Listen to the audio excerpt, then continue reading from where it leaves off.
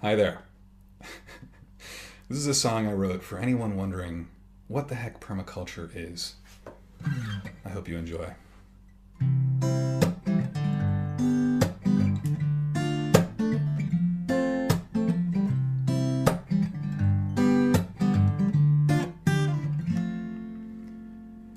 Permaculture design, just finished up my course. Wanna take it home, take the world on a tour de force. Fruits and trees, flowers and bees, sprouts and seeds, enough for you and me.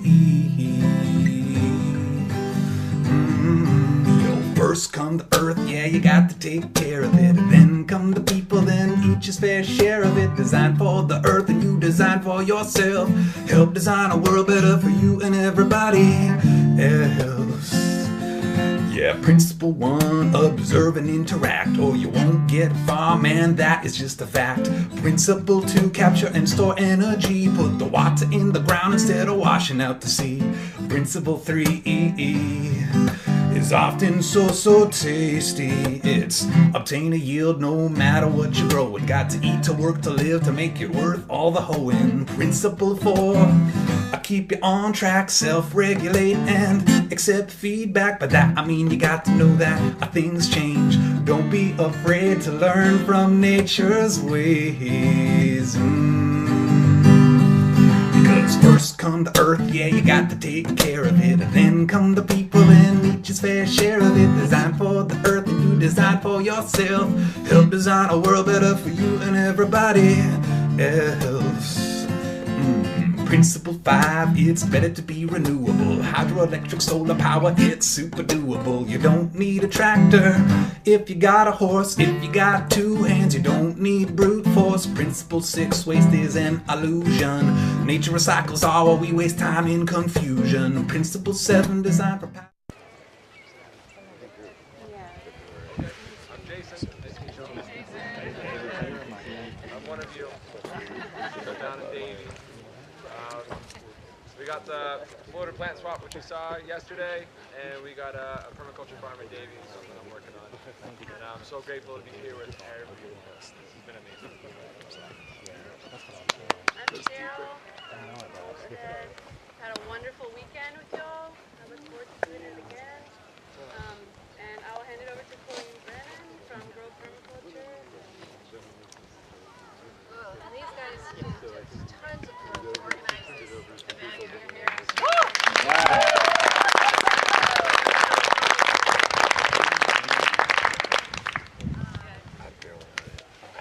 Okay, so let's get started. And I'm just going to go over a couple things, and then we're going to go into breakout sessions. But I wanted to cover a couple concepts that came up yesterday that were kind of interesting. And to give you some background, I've lived in Los Angeles for a lot of years. I did a lot of community organizing and activism in Los Angeles around human rights and different issues. And then I started bringing permaculture into that. And so I've worked with every kind of group imaginable, every kind of political, religious, philosophical group. And you've seen a lot of different groups and how they function, as well as indigenous groups. And I'm fascinated with group dynamics and process, and I wanted to just share a little bit about that with you guys. Because of some of the feedback I was getting about groups. And a lot of people don't trust groups, and there's good reason not to, because they've been corrupted, and there's a lot of betrayal there, where a group looked cool and then it was doing something else behind the scenes, or really wasn't doing what it said it was doing, or there's someone that took it over and took it off the path that it was on, etc. So we've all seen that happen or had that experience. And there's certain design qualities that we can create that would help prevent that kind of thing. So it's good to know that. I just wanted to go over a couple different types of groups. People know about corporations and religious organizations and politics and board of directors and CEOs, all that kind of stuff. So a lot of you guys may have had interactions with these, but bear with me. So coalition is a group made up of groups. of groups get together that have a similar interest or want to accomplish similar things, and they work together to be more effective at doing that. And the coalition is, everyone comes to the table and they're equal. There's no one group that's over everything. There may be one group that's organizing the coalition, but that's not the same thing as being over other groups. So when you meet at the table, everyone's there as an equal partner. That's a coalition. And we have that coalition in St. Pete.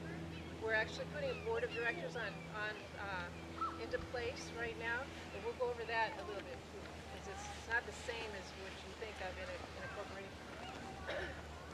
Association is individuals and groups, and this is usually a professional association, and again the purpose is to facilitate what the members want to achieve. So the group is there to serve the members, and whatever that is, whatever this group wants to achieve as a whole or as parts, is what the association would try to achieve. It's the same with the coalition. So these groups are there to serve the individuals within the groups. That's the purpose of the group. Following me? So guilds is something that a lot of permaculturists use, that term. And in history, a guild was something that craftsmen put together to protect their territory, and it became exclusionary in many cases. It wasn't inclusive. Sometimes you had an apprenticeship process, and they wanted to uphold standards, but in some cases the guilds became arbitrary. So the standards became arbitrary, and the apprenticeship process became arbitrary. And then people started protesting it because they felt that, you know, some guy that was super talented as a silversmith and could just go out there and do what his master could do in 2 years instead of 10, couldn't become a master for 10 years regardless. It didn't matter, you know. So when dogma or arbitraries get on the lines, then people start protesting it. But guilds also helped establish craftspeople, help protect them from other interests like the kings, other types of government, or people coming in from outside trying to monopolize the area like corporations do. So there's different things that a guild can help a group do. Does that make sense? Does everyone know why we're talking about groups right now? Yeah. You'll see. Okay, yeah. We're just to give you a little foundation, we're trying to figure out what we can do next in Florida, right? Oh, I'm going to go into that afterwards? Okay. just very quickly. I have a question. Okay. Leave time. I have a question. Yeah. When you described the guilds like that, it sounded similar to unions. Is there a difference? Yeah, the Food Forest Guild is a very different thing. And a guild in nature is just different elements in the system that support each other. So you wouldn't necessarily. What? It sounded like unions, you know, like trade unions. He was asking if it's similar to or different from a union. It's different because a trade is a monocrop. You have one, like the silversmith guild is only silversmiths, or only iron workers, or only, you know, and a forest guild is a very different. It's a very diverse system. No, It's he's mutually talking about supportive. like unions, like the Sorry? Labor union. labor unions, like the electrical union. Or, Auto workers. It's a different definition completely. A union is a monocrop, and there's reasons to use that. But you were describing the old guilds The back in the old Middle guilds, Ages. I'm describing that because permaculturists, a lot of times they don't understand the difference. And then when you create a permaculture guild, you have to know what you're creating. If you're going to create a permaculture guild based on natural systems, it's very different than the old style guild. So would you say the old guild is like the union? Silversmith guild in the Middle Ages, where you had a very definite apprenticeship, and the silversmiths wouldn't let anyone else come into their territory, and it's very protective. And there's good things about that, and you have to study it to know what works and what doesn't for our situation. But it's just good to have these terms clarified, right? So a lot of permaculturists haven't really looked at how they can create a food forest type guild on a social level. And that would be really picking out the beneficial connections and the co-creation type of situations that you have. So you might need, for permaculture design, you need a lot of specific talents, right? You need someone that really knows plants and microclimates and how to propagate and all that. You need someone who knows how to build. You need an energy guy. And a lot of times, it's different people. You know, not many people are good at everything on the flower, or the best they could be. So that's a great way to start putting together a guild, is just look at the permaculture flower and all the different parts of it and start plugging in to those people that you need. That could be a very powerful unit. Does that make sense? Absolutely. Okay, and wisdom councils, again, a very ancient type of system, and the one that we're familiar with in the Native American tradition are the grandmother's councils. And just imagine a little girl growing up, seeing the grandmothers really focusing on trying to make a good decision for the whole tribe that's going to be a good decision for 7 generations forward. And they see their grandmothers doing that, and they grow up knowing that someday they're going to have to do that too. They're going to have to make a decision that's really going to work for the whole tribe. And you grow up completely different than you do in this culture, where grandmothers are, you know, that's not interesting, you know. So it's a very powerful, just the idea of getting together to make a wise decision is something that we don't usually think of. Let's meet this week and make a wise decision about something. It's good practice. Okay, so leadership in these groups are It's the Wisdom Council right The there. Wisdom Council. They like that one the best. The gods of skill.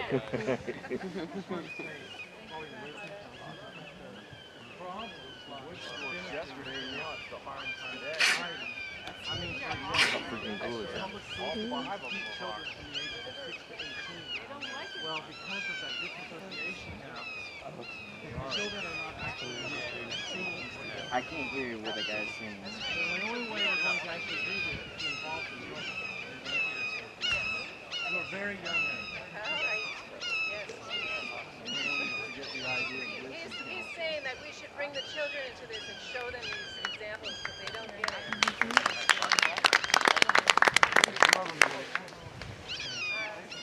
So leadership in these groups is a service position. It's not a position of power. It's a position of service. You don't necessarily get paid to do this stuff. You don't necessarily get a lot of power, but sometimes it's a lot of extra work and responsibility. And that's the kind of leadership that really takes these groups forward. People who are willing to take that position. So what I wanted to do, how many were here at the open space yesterday? Okay, so I'm going to go over open space a little bit more. This is a tool, an organizational tool that's very organic and it replicates natural systems. And what this tool is that the group itself originates what you're interested in talking about within a context. And we're talking about organization here because, and I'll go into that. You guys will come forward with ideas of what you want to talk about in this context of how can we be more effective and how can we move to the next level. And we'll break into groups and we'll discuss this for 20 minutes or 25 minutes. And then we'll come back and go back into that group and discuss specific specifically how we're going to take the next steps. So the first part is discussing what steps we want to take, where we want to go, the goals. And the second part of the discussion would be strategy and staging. So I'm going to back up just a minute. Permaculture in this state is at the pioneer stage. You guys are all a bunch of weeds. You're wild, crazy, you're strong, you're breaking new ground, you're going, putting your roots in the concrete, right? You're teaching yourselves. Permaneers! Woo! Permaneer Guild. Yeah. So, this is a bunch of dynamic accumulators here. That's what y'all are. It's a really powerful energy, but it's also chaotic. Everyone's off doing their own thing in their little corner, and this is the change here as we start continuing. But so, you guys are building the soil, and you're making the conditions for the next level. But what is that level? And how are we going to get there? We can do it consciously or unconsciously. It's going to evolve. But if we put that conscious design element in, it will evolve faster and probably smoother. That's what we're asking today, is to look at how do we move to the next level. That's the open space question. I have a question. Nah, you just Yeah, what's up, brother? So I have this sense that if structures of organization are not explicitly democratic, then the ways that we operate normally, like privilege and so on, kind of take over. And so I'm a little nervous because I feel like I don't even know how to talk about this. But yesterday during open spaces, there was no discussion of like what the process was. So really the conversations were dominated by people who have a habit of speaking, asserting themselves. Basically, it was people interrupting one another. That's not a process that I find comfortable or that I feel invited into. And so I'm a little nervous that we're talking about like what's next for permaculture. This movement is extremely important to me, and yet I don't hear you talking about authority or the idea that leaders are servants naturally. That doesn't make sense to me. History tells me that actually most of the time leaders are not servants at all. They use their power in not good ways. So if we're not really talking, and this is not like, it's its own topic, so I just had to say my little truth or whatever. Thank you, Lars. I'm going to tell you a couple stories about that and get some more feedback. But there's a village in Malaysia that a sociologist went to study because he wanted to figure out their democratic process because nobody could figure it out. They sent several sociologists in there and nobody could figure out how they elected their officials. So this guy went in, he'd been working with indigenous tribes a lot. He had had good observational skills. So he went in there and he spent 2 months visiting this village and watching the election process. And what he found was that the people would go talk in the laundry, whether they're doing their laundry or whether they're eating or at their religious ceremonies or wherever, they'd just be discussing these 5 candidates that were running for mayor. And he'd ask them, well, how are you going to make the decision? They go, yeah, we're talking about it now. And he listened to the conversations, very intelligent, very in-depth, and very honest. Like that candidate, I don't know if he's going to be good because, he's got this personality flaw, and we really need to address that with him. And then they might go talk to the candidate about it. And so it was very much an engaged system where every person in the community took responsibility for what was going to happen. They didn't leave it up to somebody else. They really were engaged in the process. So we kept going back, going, well, when are you going to have the election? We're not ready yet. We're not going to set a date till we know that we're ready. And finally one day he went back and he said, yeah, we chose the guy. And he said, well, how did you do that? We just knew. We just knew which guy was the best, So he's trying to understand this. He's going, well, what makes him the best? And they go, well, we don't really need someone to run us. So we just chose someone that's good at talking about us to the country politicians and he knows how to do that. He's the best at it. So that's their decision, yeah.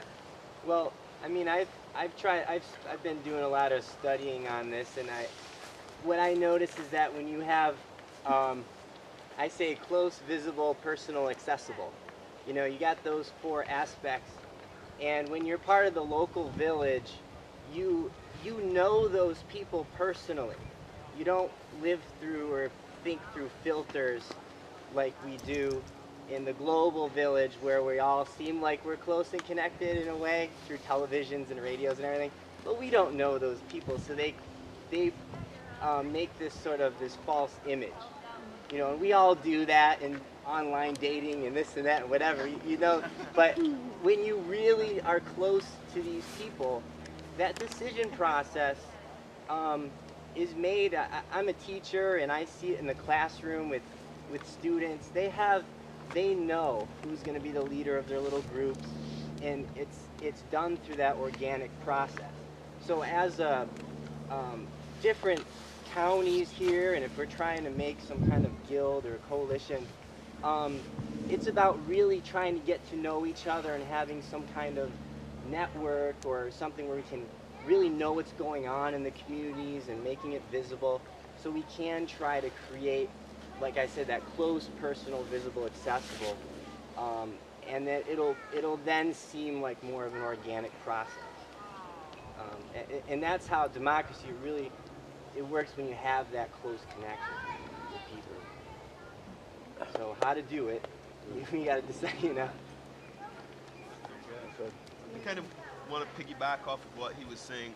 One of the things that I've been thinking is we're trying to figure out, you know, what kind of organization we want, how we want to organize ourselves.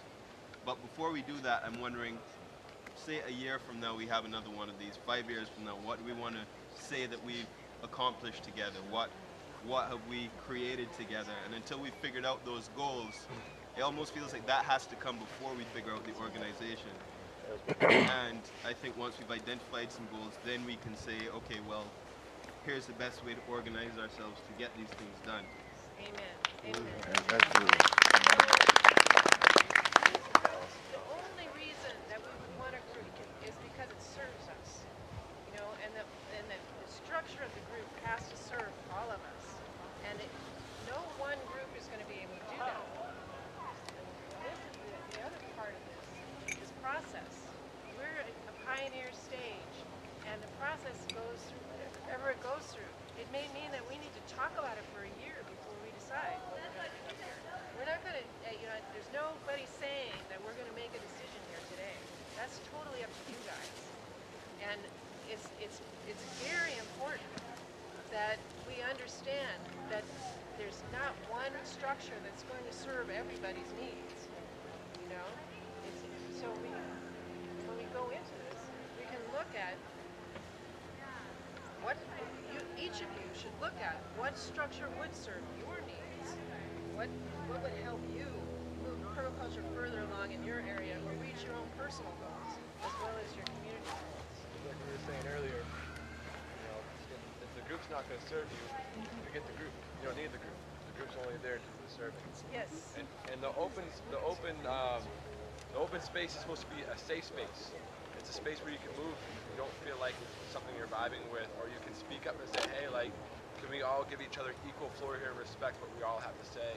And if you don't feel comfortable there, like, my favorite thing about open space is how I can float. Like, oh, this group's not really like going down the path I feel like resonates with me. Or maybe we do all this work, but I don't want to continue with this in the future because I have something going on, you know, or maybe this is not the path I want to travel down. So it's nothing that you get stuck to and committed to, or you get stuck with these group of people that are bossing around, you know. It's all about having a safe space where you can talk to that person, let them know that you want that there. And I really value that you got clear on that. That was amazing that you spoke to all of us on that. Thank you. I've done these for a long time, and participated in them for a long time, and that's exactly right. You know, even if that tower is coming up, and you know, just walk, you can find it. Yep. And that maybe another group will just be inspired to walk. We're practicing this process too. Yesterday was a practice. For a lot of people, it's the first time. And there's different exercises. One of them is that you deliberately get up and move, just so you can experience that. It's okay with everybody.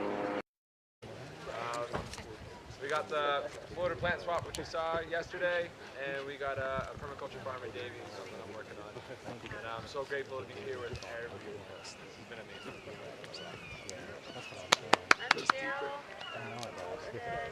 Had a wonderful weekend with y'all. I look forward to doing it again.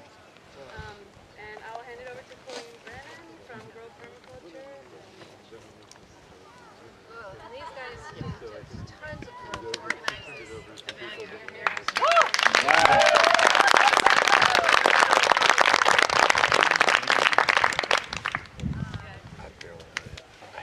Okay, so let's get started. And I'm just going to go over a couple things, and then we're going to go into breakout sessions. But I wanted to cover a couple concepts that came up yesterday that were kind of interesting. And to give you some background, I've lived in Los Angeles for a lot of years. I did a lot of community organizing and activism in Los Angeles around human rights and different issues. And then I started bringing permaculture into that. And so I've worked with every kind of group imaginable, every kind of political, religious, or philosophical group. And you've seen a lot of different groups and how they function, as well as indigenous groups. And I'm fascinated with group. Hi there. This is a song I wrote for anyone wondering what the heck permaculture is. I hope you enjoy.